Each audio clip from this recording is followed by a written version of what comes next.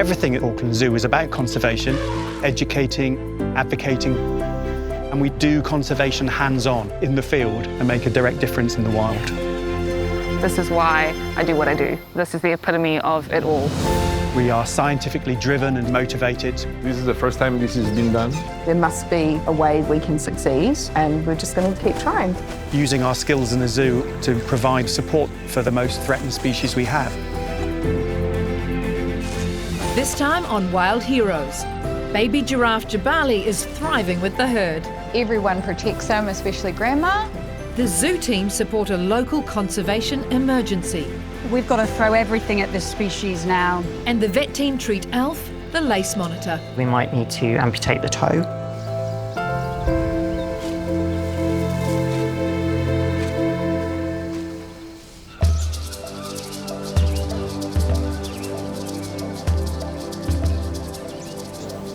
We have giraffe at Auckland Zoo because we are part of the Australasian breeding program. We work in conjunction with zoos throughout Australasia to breed this species. The giraffes in our care at Auckland Zoo help advocate for their wild counterparts. They are endangered in the wild. They also help draw people in to get them closer to nature, closer to wildlife. Jabali, our youngest member of the herd, is doing really well. He's currently weighing 445 kgs, approximately 9 foot tall now. Still feeding occasionally from mum, as well as eating with the rest of the herd. Jabali and Karaka are amazing. Karaka's an incredible mother. We haven't had to step in and do anything. We've been so lucky. Jabali does spend a lot of time with his dad, Billy. They're so tight. It's really nice to see. Everyone protects him, especially Grandma, Rakia. Jabali is living in this amazing mixed species habitat. He lives with female zebra and female ostrich. They get along really well. Occasionally you will see Jabali and Eve, our 4-year-old zebra, playing together, which is adorable. It's completely natural to find these species together in the wild.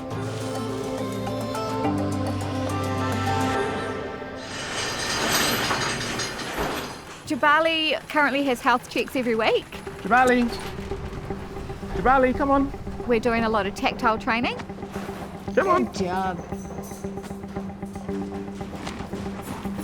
Mind your head. That's it. I'm just going to touch your leg. You okay? Tactile just means we're able to touch him everywhere. So the more comfortable he is with us touching him in the chute, the more work we can actually do with him. All in a preventative measure. Hopefully we can work up to the point where we can hand inject, take blood draws. We're going to touch your front leg now. Most of the team can get in and touch him all the way from head to hoof. If he was showing signs of being stressed at all, he would stop eating, he would start to try turn around quite a bit, he would back out of the chute. That's particularly why we have left that back door open for the training session, so he can leave whenever he wants. So we'll see if I can get him a little bit tactile on his neck, because obviously that'll be one place where we do blood draws from. Good job, that's all right. If you're not comfy this morning, that's fine. Don't want to push it too far, because the last thing we want to do is take any steps backwards with his training. We'll give him a couple of rewards, and then we'll put him back with the herd.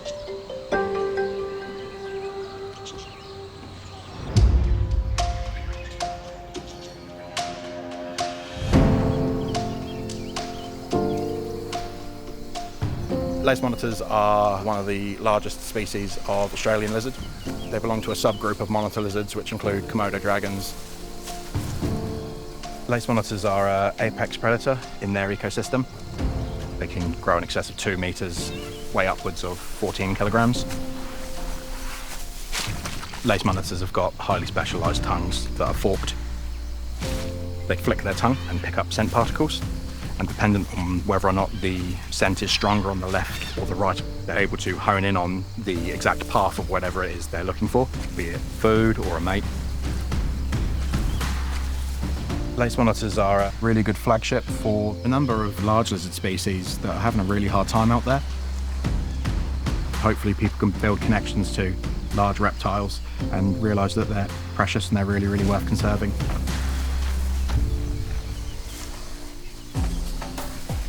Alf is probably our largest lace monitor.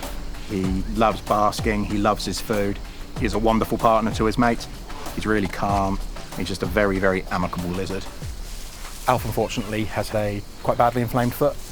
We are a little worried about him. The inflammation's worse than we'd want to see, and also he's been a little bit off colour. So our vets are going to take a look at him and see what the best course of action is going to be for it. The longer we leave the infected digit, the more risk there is to Alf. He will have a sedation. Our vet team will take bloods, do some x-rays and give him a good thorough physical examination.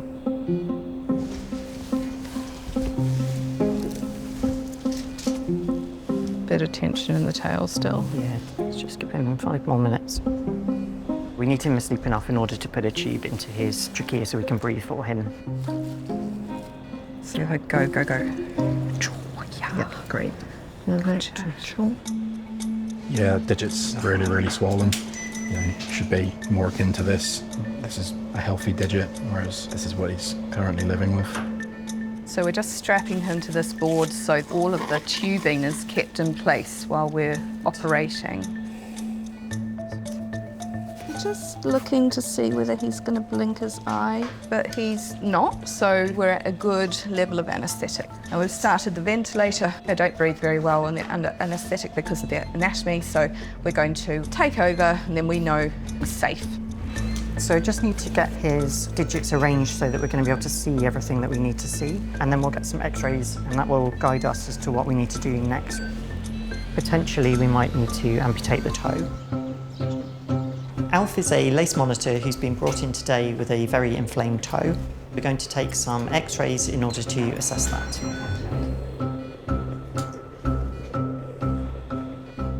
The tip of the toe is very swollen, so that's where the infection is coming from.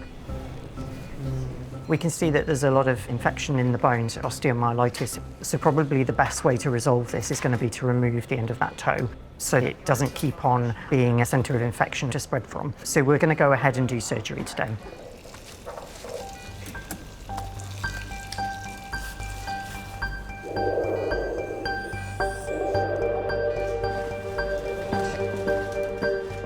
Damage and infection to toes is something we see quite commonly. We obviously try and treat them medically if we possibly can, but when it's a severe infection like this one, it's going to be much more comfortable for the animal if we just remove it. I'm going to try and go high because I'm just a little bit concerned that the joint down from where it joins the foot could be dislocated.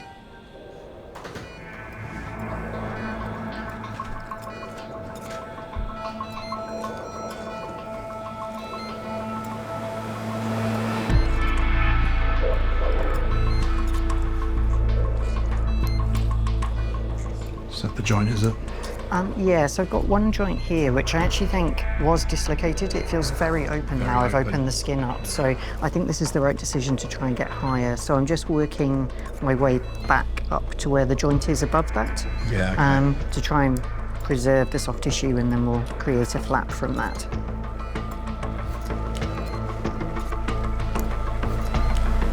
So I've removed the digit now, which was causing the problem. Just need to close up the skin site now. So the injury started here, but the tissue is dying off a bit higher up. There's also quite a lot of fluid coming out, which is why the foot was swollen. It's good it's off now and can start healing. It's nice how people get excited by growth. Very genuinely, it's a real point of interest for the team. When we're seeing the outside, we're going, that doesn't look very good.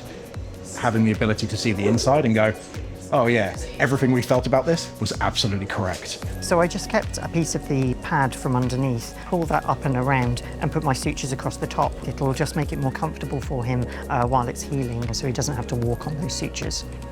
With the wound site, we're going to have to set him up in just his indoor den. We're going to have to keep it really clean. It's going to be a pretty pants couple of days for him, but it's all about making sure that we're supporting him in his healing.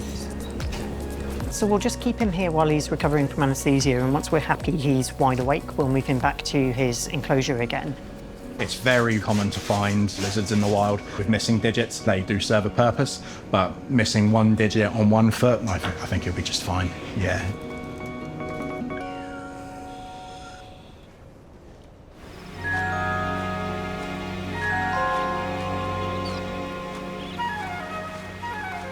Amputate, New Zealand fairy tern, is a really special bird found only here in New Zealand.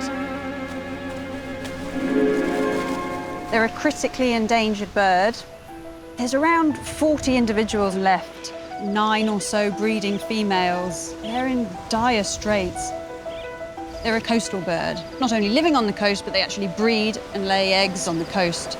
It puts them in a really vulnerable position. They like to build their nest along the high tide line, which means a king tide comes through, often coincides with a big weather system and washes the nest away. Another vulnerability for them are the mammalian predators we have on our beaches. Feral cats, people walking their dogs not on leads in areas where there's birds breeding on the beaches. So they're really threatened to a point where we've got to throw everything at this species now. We are at real risk of losing this bird forever.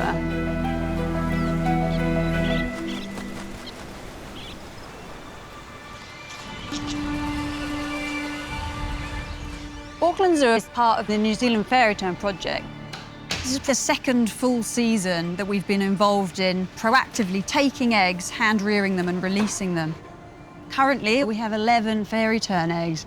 To put that into perspective, that is the entire population of New Zealand fairy tern eggs. Whilst the eggs are in our incubators, we track their development really closely. We weigh them daily, we track their temperatures, humidities, we handle them daily. So we're seeing really thick blood vessels, which is a really good sign. The moving blob is actually the embryo. The glowy orange colour is the yolk. So that's feeding the embryo. This egg is looking really good. That movement's really strong. He's looking just as he should for this age, which is brilliant. We turn eggs 3 times a day. The incubator's automatically turning them as well, every 45 minutes, because you're wanting that embryo to get as many nutrients as possible. If an egg is underneath the parent, it would be being turned by that parent. It would be great if we could get 4 birds to be released. And the reason it seems like that number's quite small, things can go wrong along the way.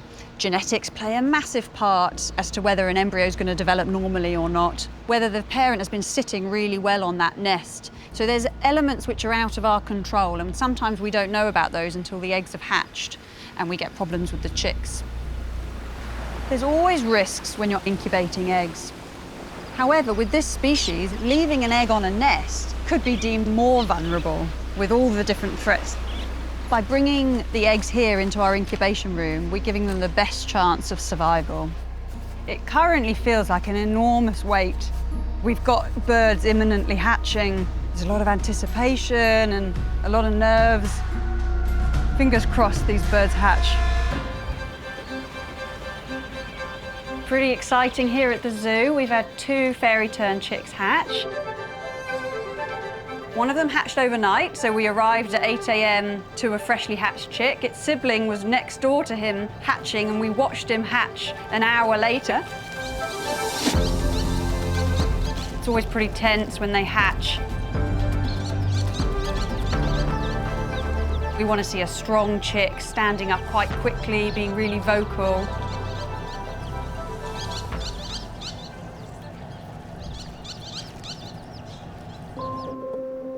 Once the chicks hatch, we move them to an incubator. For the first day, they'll just be given some fluids to make sure they're really hydrated. We wait for a feces to be passed. As soon as that's happened, they can start eating fish. We're feeding the fairy tern chicks giant cockapoo in the juvenile form. There's a native species of freshwater fish here in New Zealand. We've got those fish from a commercial whitebait farm, really sustainable. So he has to learn to flip it and swallow it, but he's struggling a little bit. Come on then. That's it. Yes, nice. We feed every 90 minutes. We start at 7:30 in the morning till 7:30 at night. Each time we feed the chicks, we're checking that the chicks are really bright and alert, they're vocal, they're strong on their legs. This guy started eating fish just yesterday, and now can eat around 2 fish every 90 minutes. He's a little on the slow side, but nothing to worry about. He's a small chick. His brother, who we're about to see, is a bit more feisty. It can actually be quite tricky to tell chicks apart. The eldest sibling, we've actually put a colour mark on its head, which is red, to be able to distinguish one bird from the other. The chicks are still at a really vulnerable age. They could pick up an infection, they could get too cool or even too hot. That's really detrimental to the chick, so we're really keeping an eye on all the parameters that we can. We've got 6 more eggs to hatch, and 1 is hatching as we speak. Probably by tomorrow morning we'll have another chick.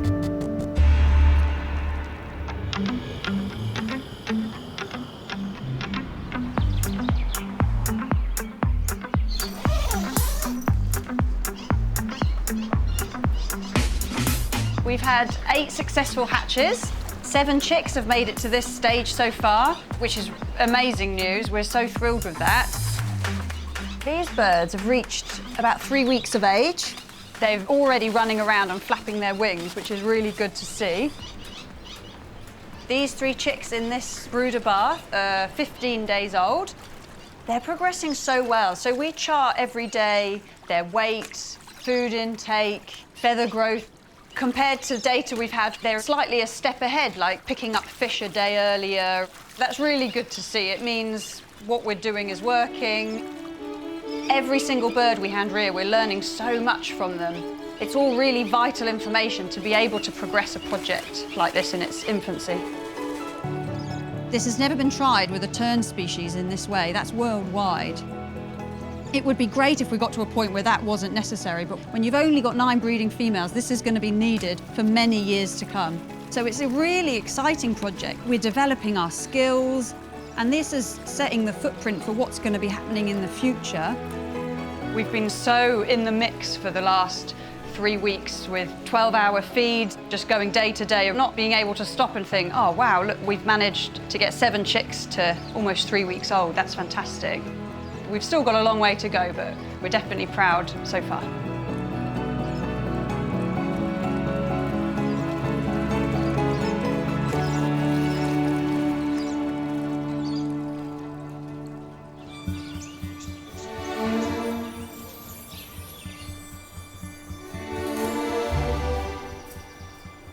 Wetapunga is an amazing insect, only found in New Zealand. They're one of the heaviest insects in the world. The females have got this very long ovipositor, the egg-laying instrument. They have their ears on their legs, and they have these little breathing holes along the sides of their bodies, the spiracles, same as all insects, but because these insects are so large, we can see those features, and they've been saved from the brink of extinction. And I'm very proud to be part of that story in just a small way and contribute to the successful breed and release program here at Auckland Zoo.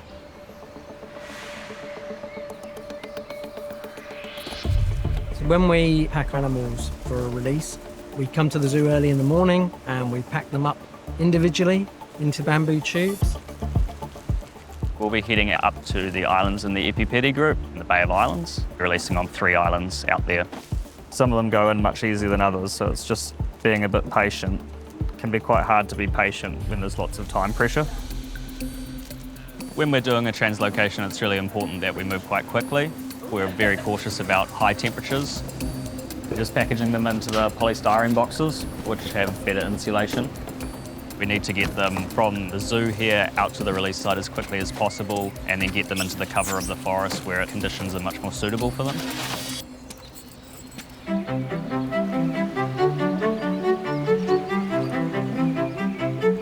The translocations up north are particularly significant because that's where the species was first described from in 1838. They haven't been present in Northland since about the 1860s. It's difficult to tease out what Wetapunga missing from the ecosystem actually means. It is fair to say that better to be back than missing. And that's what we've aimed for, quite apart from the species being magnificent, and it's our responsibility to save it. There are incalculable, unknown benefits to putting something back in the environment that was there for 80 million years. It has to be a good thing. It's beyond the species. It's a redress of the ecosystem.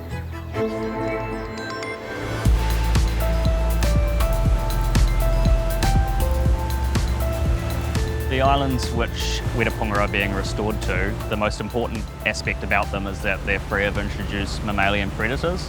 There are lots and lots of food plants and diurnal hiding places. This is a nocturnal species. By day it likes to hide in dense vegetation, underneath bark of trees. So all of those things together makes a good Wetapunga release site.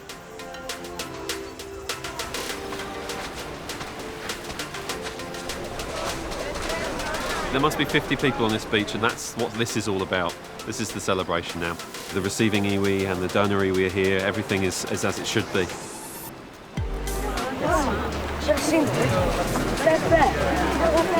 So this is an adult female Wetapunga. She's about a year old. That's what she uses to lay her eggs into the ground. And she'll be laying them up in the bush here. After about a year, all those little babies will hatch out and they'll start the next generation. Wow.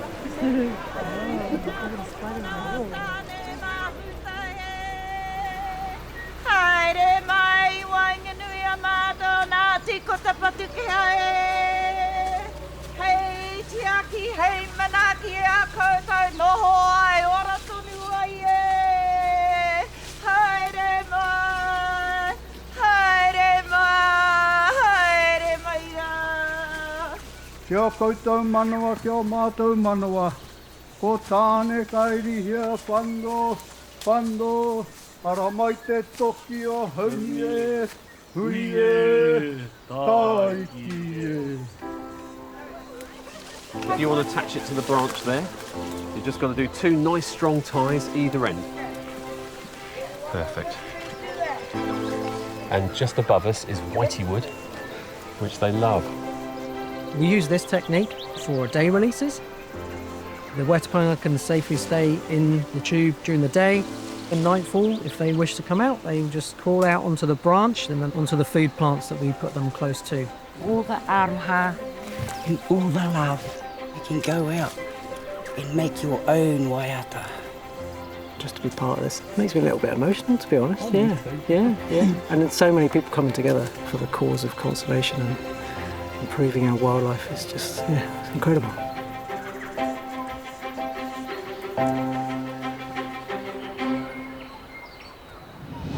Next time on Wild Heroes, Orua the subantarctic seal gets a habitat makeover. This is the first time we've done this. Can't wait to be able to let him out.